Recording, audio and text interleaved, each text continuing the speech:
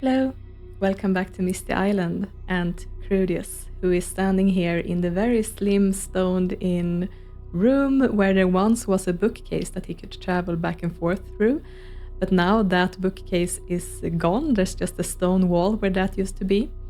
So he needs to find his way out, and of course he's able to teleport, so that shouldn't be too difficult. However, he had a run-in recently with the evil witch Agrith, and he does not want to run into her again if she's the one who has locked him in here. So he wants to do everything in his power to get some supplies and be ready for a fight. And luckily, what ended up being down in the cellar here is actually what he has been looking for all this time.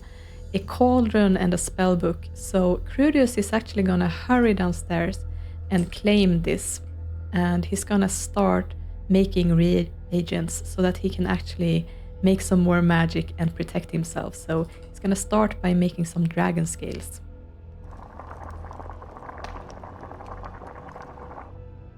So he's done with the dragon scales, and he's gonna continue with some mystic dust.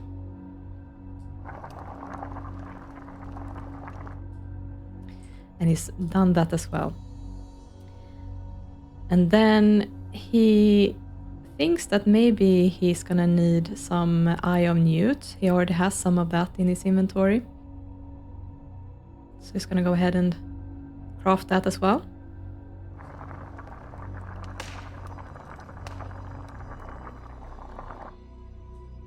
And his needs are really tanking here. So I'm gonna check out the spellbook here. He's gonna claim that as well, and then check his abilities to see what reagents this is gonna need if he needs to protect himself.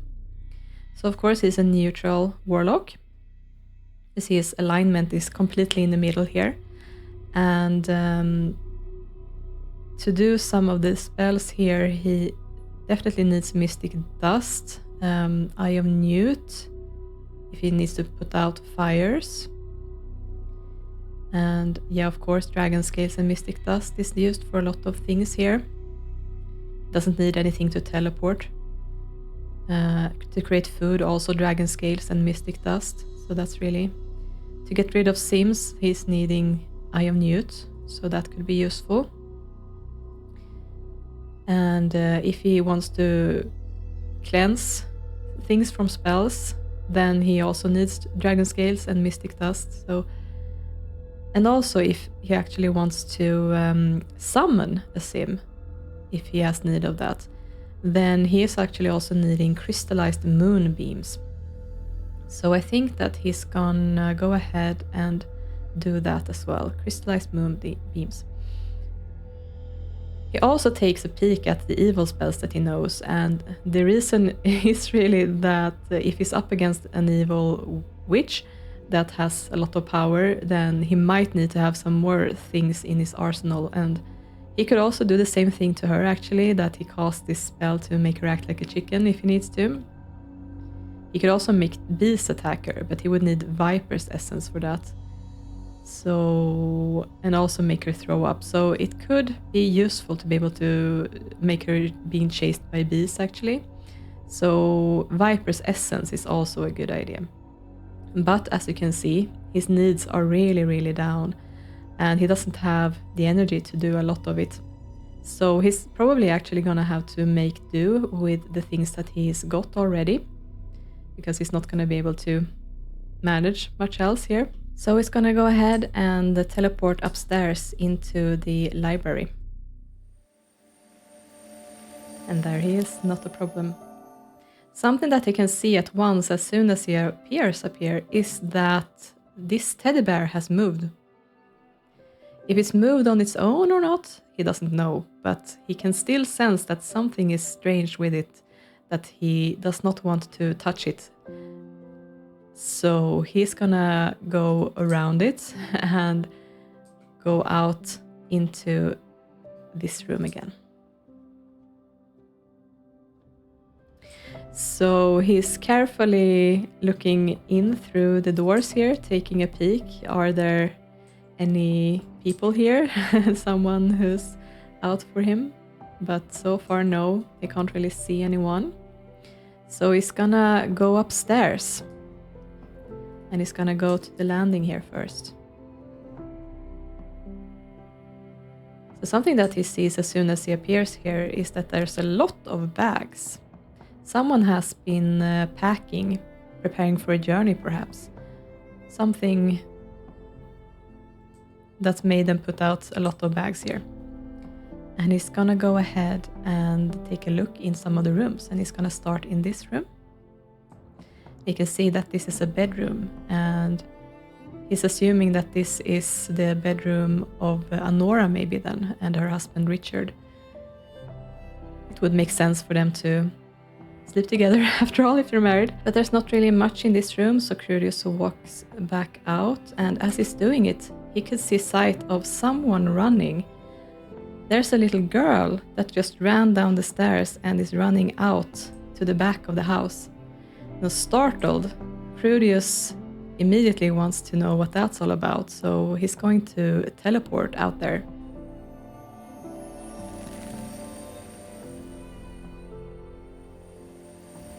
So Krudius has teleported out to the back of the house to try to catch sight of the girl. But as he's looking through here, the foliage and everything, he can't see the sign of anyone out here. He was not fast enough to catch up with the girl. But now he knows that there's at least someone more here in this surroundings that he can ask questions perhaps if he manages to find her and catch her. But that appears to not be the point in time right now.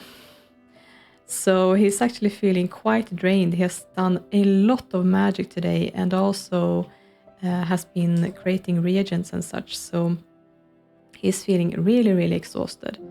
And he is wanting to, not use a lot more magic. So he's gonna go back upstairs to see if there's anything that he missed, look through the other rooms, and then he's gonna go back to the house and recuperate. So he finds this room, that's a bathroom, and he's actually gonna take this opportunity to use the toilet. Yes, and having done that, he's gonna go into this room.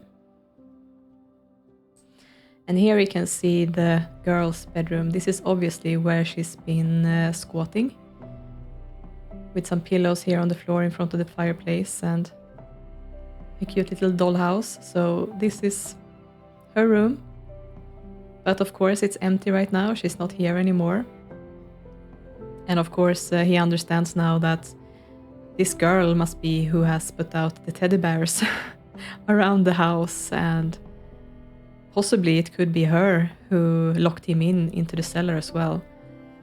And I mean, if this is Anora's house and that little girl is part of her family, it's very possible that she also has some magical powers. Krudius also remembers that striking bright red hair and finally recalls also where he has seen Aigrith before, why she seemed so familiar.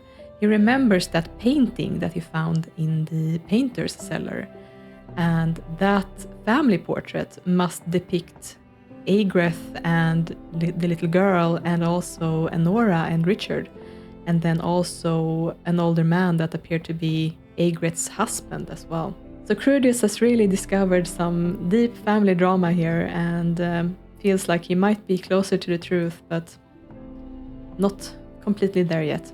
He heads into this room as well,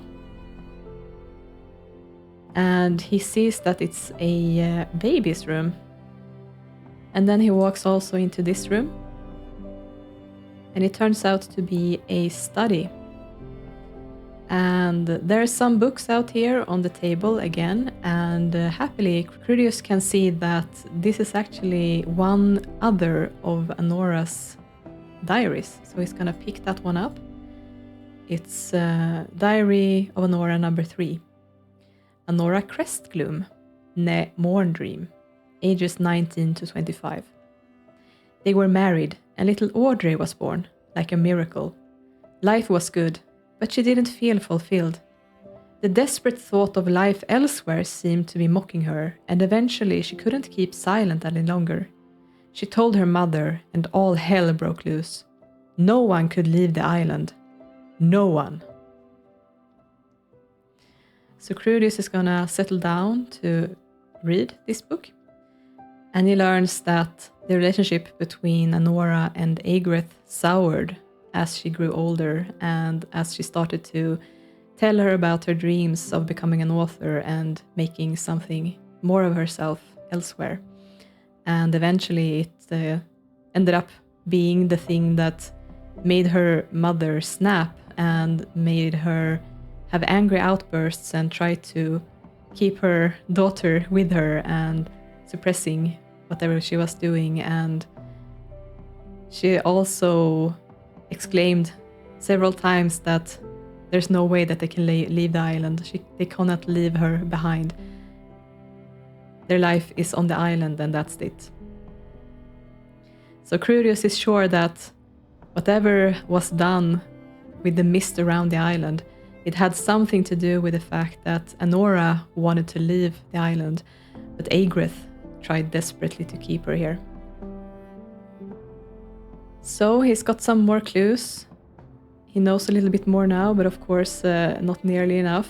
He still doesn't know why Anora and Richard died and what happened, and still he's no closer to resolving how to dispel the mist and be able to leave himself. But he has gleaned everything he can for now from this house, he thinks. So he's gonna head downstairs and make his way back to the house where he's taking residence to get some food, some much needed food, and some sleep as well. And as he is walking towards the exit, he also notices that there's another little gift for him here, a broom. So this broomstick is something that he can use for sure, and he wants it. So he's gonna start by set alignment. I think it might already be neutral. Yeah, so it's still the same. So he has a broomstick now. I'm gonna put that into his inventory, and that means that he can actually fly. So he's gonna go ahead and make his way outside. There we go. So rather than walk to a lot, he now has fly to a lot. So Krudius is gonna return to his home and get some much needed rest and the food. But this is where we leave him for this time, so check in tomorrow for the next part.